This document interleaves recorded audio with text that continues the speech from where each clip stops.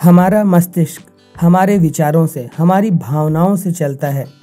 इसलिए यह समझना आवश्यक है कि भावनाओं को बदले बिना या उन पर नियंत्रण पाए बिना हम सफलता की चाबी हासिल नहीं कर सकते। इसलिए हमेशा सजगता से पॉजिटिव बातों को ही दिमाग तक आने दें और सिर्फ सकारात्मक बातें ही सोचें। जब सांसें विचलित होती हैं तो मन अस्थिर हो जाता है, लेकिन जब सांसें शांत हो जाती हैं तो मन भी स्थिर हो जाता है और योगी दीर्घायु हो जाता है। इसलिए हमें श्वास पर नियंत्रण करना सीखना चाहिए। आज जिस प्राणायाम विधि को हम आपको बताने जा रहे हैं, अगर इसका नियमित अभ्यास किया जाए तो कई आश्चर्यजनक लाभ मिल सकते हैं। अनियमित दिनचर्या और खराब आदतों के कारण शरीर में कई रोग पनपने लगते हैं। यदि प्रतिदिन योग, प्राणायाम व ध्यान के लिए कुछ समय निकाला जाए तो न केवल शरीर निरोग बनेगा बल्कि मन व आत्मा भी दिव्यता से भरते चले जाएंगे। अपने व्यस्त जीवन में कुछ समय इन जादुई यौगिक क्रियाओं को भी दें तथा शरीर स्वस्थ, मन प्रसन्न व आत्मा दिव्य बनाएं।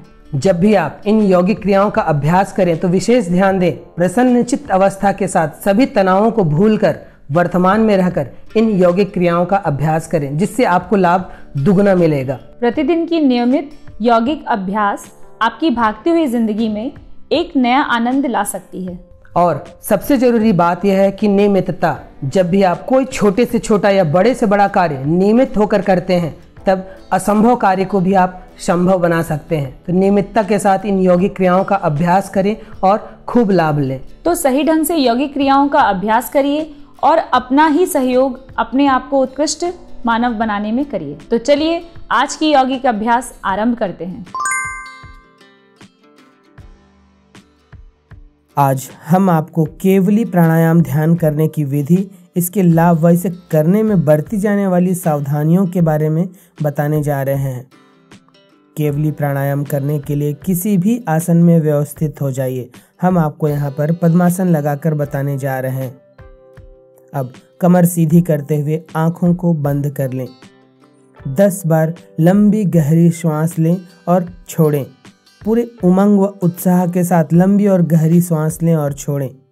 10 बार इस तरह से श्वसन कर लेने के बाद अब श्वसन प्रक्रिया को सामान्य कर लें। अब श्वासों के साथ सोहम मंत्र का मन ही मन जाप करना है। जब आप श्वास लें तो सो का उच्चारण करें तथा जब श्वास छोड़ें तब हम का उच्चार करें। श्वास लंबी लें और गहरी लें, धीमी गति के साथ छोड़ें। श्वास लेते समय आपको सो का उच्चार करना है तथा जब आप श्वास छोड़ें तब हम का उच्चार करना है, इसका ध्यान दें। जितनी देर सहजता के साथ बैठ सकें उतनी देर इसका प्रयोग करें। इस प्राणायाम ध्यान विधि का प्रयोग प्रारंभ में 5 से 10 मिनट करें, फिर इसके समय को धीरे धीरे बढ़ाते जाएं। जब ध्यान गहरा होने लगेगा तो स्वतः ही आप घंटों घंटों बैठने लगेंगे।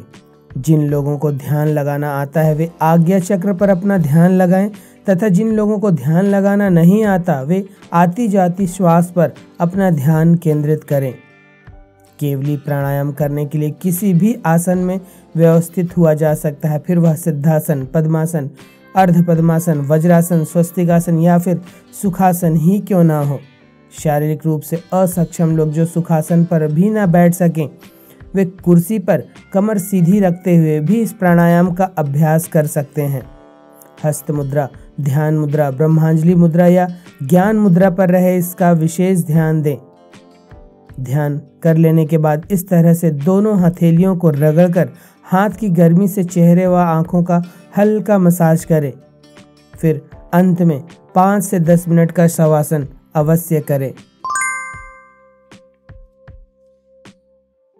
केवली प्राणायाम ध्यान व प्राणायाम का मिश्रित प्रयोग है, जिसमें ध्यान व प्राणायाम दोनों मिलते हैं, अर्थात एक ऐसा योग जिसमें बिना कुछ किए सारे रोगों का निश्चित नाश होता है। व्यक्ति जो चाहे वह जीवन में पा सकता है, क्योंकि इस क्रिया द्वारा वह अपने विचारों की शक्ति को प्रबल बनाकर दैवी शक्तियों को प्राप्त करता है। एक से एक बढ़कर आश्चर्यजनक, दिव्य व दुर्लभ अनुभव होने लगते हैं और अनुभव किसी भी ऐसे आम इंसान को निश्चित हो सकते हैं। प्राणायाम की इन्हीं प्रक्रियाओं का लंबे समय तक अभ्यास करने से धीरे धीरे तृतीय नेत्र भी जागृत होने लगता है, जिससे भूत, भविष्य, वर्तमान की घटनाएं एकदम स्पष्ट दिखाई देने लगती हैं। यह दिव्य अनुभव केवल देखने सुनने में ही दिव्य नहीं होते, बल्कि इनके फल भी दिव्य होते हैं, जिसमें से एक है शरीर की हर तरह की बीमारी का धीरे धीरे स्वतः नाश होते जाना, चाहे वे बीमारियां कितनी भी बड़ी व खतरनाक क्यों न हो। इसके अतिरिक्त शरीर के बुढ़ापे के सभी लक्षणों का भी धीरे धीरे नाश होकर चिर युवा अवस्था की प्राप्ति होती है। इस क्रिया को करने में श्वास जितनी लंबी और गहरी होगी, लाभ उतना ही ज्यादा मिलेगा। पर इन सब प्रक्रियाओं में कितना समय लगेगा, यह कई बातों पर निर्भर करता है, जैसे कौन कितने मनोयोग से इस अभ्यास को कितनी देर तक कर रहा है, किसकी शरीर वर्तमान में कितनी जर्जर अवस्था में है और किसकी मानसिक पृष्ठभूमि कितनी ज़्यादा साफ है। जैसे छोटे बालक जो दुनिया के छल प्रपंच से अबोध होते हैं, साधना में जल्दी तरक्की करते हैं। यदि मनुष्य स्वयं को अशुद्धियों से दूर रखे तो वह जल्दी उन्नति व प्रसन्नता प्राप्त कर सकता है। इसके अतिरिक्त इस योगिक क्रिया के अभ्यास से अभ्यासी सहनशील बनता जाता है तथा मानसिक रूप से भी शक्तिशाली बनता जाता है। गर्भवती महिला व गर्भ में पल रहे बच्चे के लिए भी अत्यंत लाभकारी प्राणायाम है। शरीर में प्राण शक्ति बढ़ती है, अभ्यासी शुद्ध चरित्र वाला तथा संकल्पवान बनता है, निर्णय क्षमता का विकास होता है।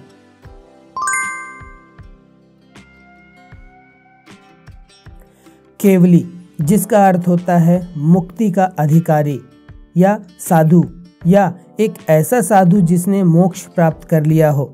चूंकि इस प्राणायाम ध्यान विधि में अभ्यासी सभी बंधनों से मुक्त होकर नए अक्ष को प्राप्त करता है, अर्थात मोक्ष को, अर्थात केवली अवस्था को प्राप्त करता है।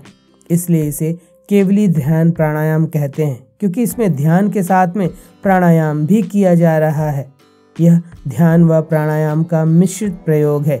इसे अजपा गायत्री भी कहा जाता है, क्योंकि इसमें सोहम मंत्र का प्रयोग होता है, जिसका अर्थ होता है वह मैं हूँ, या दूसरा अर्थ मैं वही हूँ। केवली प्राणायाम के अभ्यास से शरीर की हजारों नाड़ियां व चक्र शुद्ध होते हैं तथा सभी 7 प्रमुख चक्र स्पंदित होते हैं। यह सभी 7 चक्र स्वस्थ, सक्रिय व संतुलित होते हैं तथा कुंडलिनी ऊर्जा मूलाधार से सहस्त्रार की ओर ऊर्ध्वगामी होती है। केवली प्राणायाम का अभ्यास स्वच्छ व हवादार जगह पर करें, इसका विशेष ध्यान दें।